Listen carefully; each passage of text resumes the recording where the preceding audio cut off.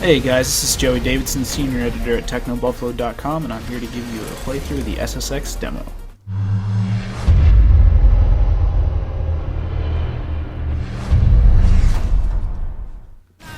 Alright, so the game starts out, the demo starts out, I should say, where you drop out of a helicopter and descend from a ridiculously high height and put through the ringer of basic tutorial moves. It just shows you how to play the game, really, what tricking is all about in SSX and the SSX brand.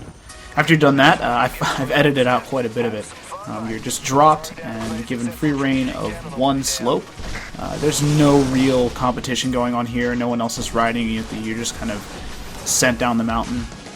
And it's a good place for you to try things out, and they show you just how to navigate the snow, ramps, and whatever else. This is my first run, so if you guys are wondering why it's so terrible, that would be the reason.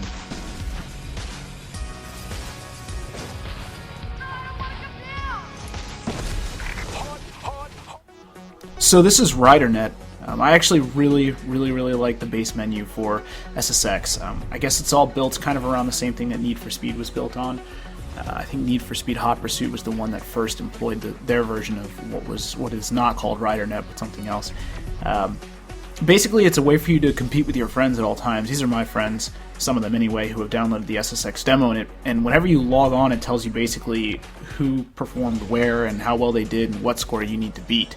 So you're constantly shown, who stacks up against you best and how you should beat them and how you should go about beating them and what score you need to achieve. You can get Mac in the demo actually by referring the game to a friend, so I picked one of some jerk on my friends list, just got spammed.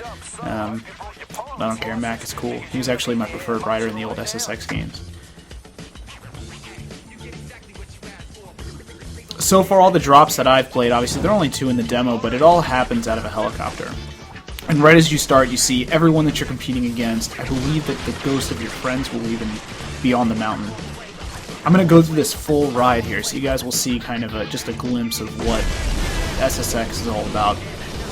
If you've never played the franchise before, it's kind of an over-the-top snowboarding experience. It's just all about tricking and performing the most ridiculous stunts as you make descents down different mountains all over the world.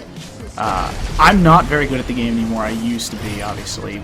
I mean, I remember playing this like 10 years ago when it was coming out regularly on the Xbox and GameCube and PlayStation 2.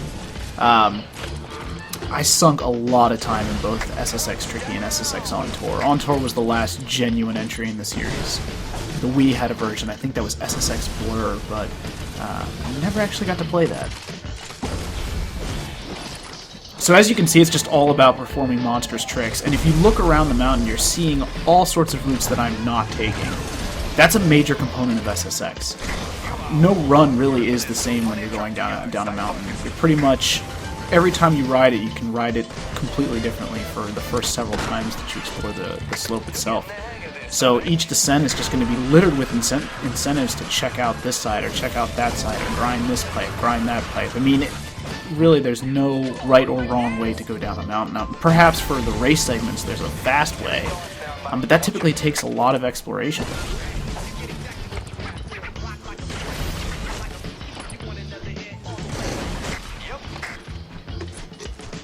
At this point, I'm pretty much just spamming different tricks that I remember from the tutorial. I mean, it's pretty intuitive, not that part. Oh yeah, I did it on purpose, right. You can rewind time here. I don't know how excited I am about that feature. I'm sure it will come in handy. I know that there's a score knock when you do it. I believe there is anyway, based on how long you rewind. And as you can see, all those trails, those gold lines around the slopes, those are the other competitors here. I believe I posted a 12 million on this run when I did it earlier. Of course, I didn't record that, but you can see it in the top right corner. That is the initial run that I posted. This one's not going to be anywhere as good as that. This demo is currently available for the PlayStation 3 and Xbox 360 platforms. I can see the finish line. So, sometimes you rewind time on accident if you're just being a complete spaz like I was. And every race ends with just a ton of points, encouragement for you to keep playing.